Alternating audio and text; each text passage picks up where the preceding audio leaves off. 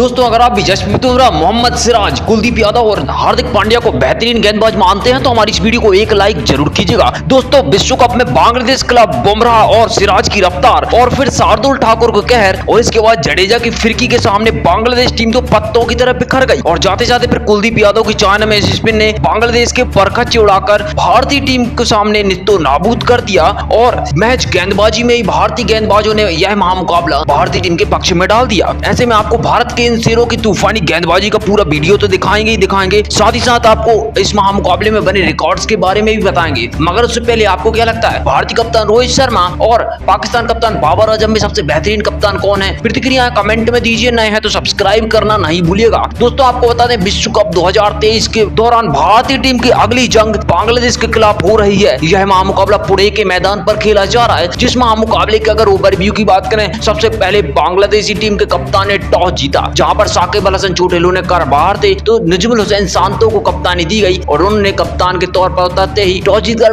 बल्लेबाजी करने का फैसला किया, जहां पर बांग्लादेश की तरफ से शानदार शुरुआत करने के लिए तंजीद हुसैन और लितन दास बतौर ओपनर उतरे और भारतीय टीम की तरफ से पहला ओवर जसप्रीत बुमराह ने डाला, जहां पर भारतीय टीम के खिलाफ बांग्लादेश टीम ने शानदार शुरुआत करके तूफानी अंदाज में दोनों ओपनर ने 68 ठोक दिए और 93 रन की पार्टनरशिप करके भारतीय टीम के सामने विशाल लक्ष्य खड़ा करना चालू कर दिया और 15वें ओवर तक तो भारतीय टीम एक भी विकेट नहीं ले पाई थी। इसके बाद 15वें ओवर में कुलदीप यादव गेंदबाजी करने के लिए आते हैं और भारतीय टीम को पहली सफलता दिलाते हैं। तंजीद हुसैन को वह चौथी गेंद पर एलबीडब्ल्यू आउट करके पवेलियन वापस भेजते हैं, जहां उन्होंने 43 गेंदों में 5 चौके और 3 गगनचुंबी छक्के लगाकर शानदार 51 रन की तूफानी पारी खेली थी और 93 पर बांग्लादेश ने पहला झटका खाया था। इसके बाद कप्तान निजमुल हुसैन शांतो साथ देने के लिए लिटन दास के पास आते हैं और शानदार बल्लेबाजी करने का नजारा पेश करते हैं, मगर वह मैच 17 गेंदों में 8 रन बना पाए थे और जब बांग्लादेश टीम का स्कोर 110 रन था उसको दूसरा झटका लगता है। 20वें ओवर में रविंद्र जडेजा आते हैं और शांतो को एलबीडब्ल्यू आउट करके 8 के निजी स्कोर पर पवेलियन की राह दिखा देते हैं। इसके बाद मेहदी हसन मिराज जो कि बेहतरीन ऑलराउंडर हैं बल्लेबाजी करने के लिए आते हैं और अपने ओपनर लिटन दास का साथ देना चालू करते हैं, जहां लिटन दास ने भी आज शानदार 68 ठोक दिया था। मगर 25वें ओवर में जब मेहदी हसन 13 गेंदों में 3 रन बना चुके थे और अपनी टीम का स्कोर 129 हो चुका था, मोहम्मद सिराज की गेंद पर केएल राहुल को अपना शानदार कैच थमा बैठते हैं। केएल राहुल के अंदर तो लगता है धोनी की आत्मा आ गई हो, भयंकर शानदार उन्होंने कैच पकड़ा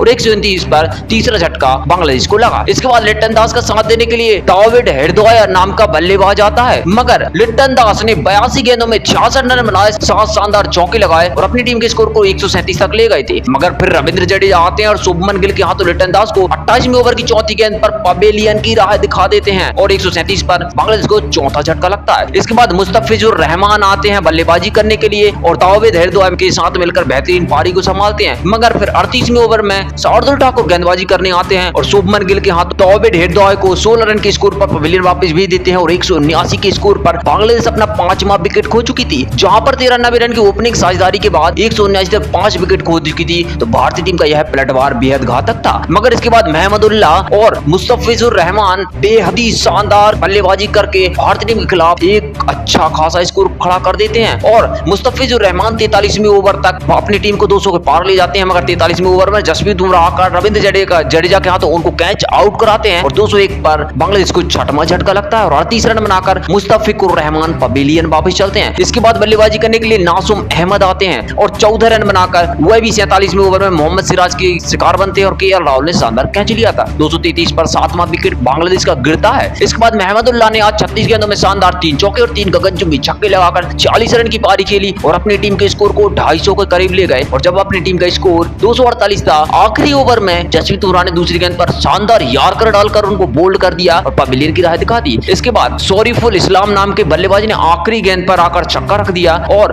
भारतीय टीम के खिलाफ 256 रन शानदार बांग्लादेश टीम ने बना ली और 257 का लक्ष्य भारतीय टीम को चेस करने के लिए दिया, जहां पर भारतीय टीम की गेंदबाजी में जसप्रीत बुमराह ने 2 विकेट लिए, मोहम्मद सिराज और रविंद्र जडेजा को भी 2-2 विकेट मिले, जबकि शार्दुल और कुलदीप ने एक सफलता हासिल की। इस लक्ष्य के बाद भारतीय टीम के सामने बांग्लादेश जैसी टीम 250 पार पहुंच गई। ऐसे में आपको क्या लगता है भारतीय टीम की गेंदबाजी सफल रही या फिर असफल? प्रतिक्रिया कमेंट में दीजिए, नए हैं तो सब्सक्राइब करना नहीं भूलिएगा। धन्यवाद।